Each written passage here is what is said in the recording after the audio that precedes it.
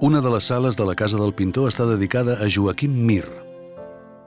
Mir fou un artista molt important per a Abelló, ja que aquest descobrí quin tipus d'art volia fer tot observant pintures de l'entorn de Mollet creades per la pinzellada de Joaquim Mir, qui hi visqué durant uns anys.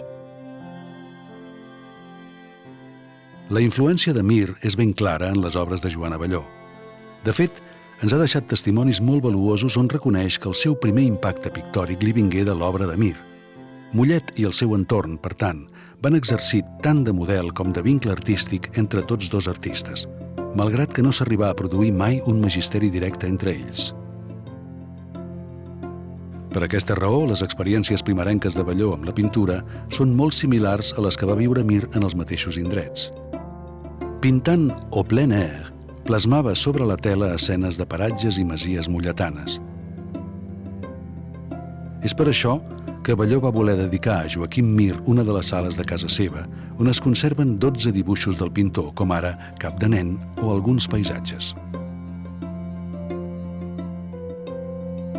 Però si hi ha una tècnica per la qual destaqui Joaquim Mir és sens dubte l'oli, i la col·lecció Abelló té la sort de conservar-ne algun exemplar excepcional.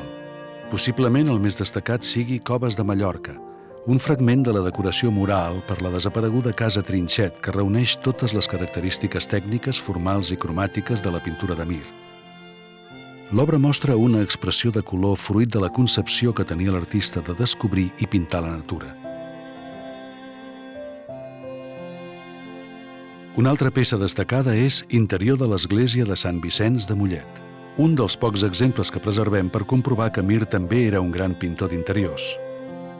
Aquesta obra, a més, té un gran valor patrimonial i històric, ja que mostra com era l'església abans de la seva reconstrucció l'any 1939.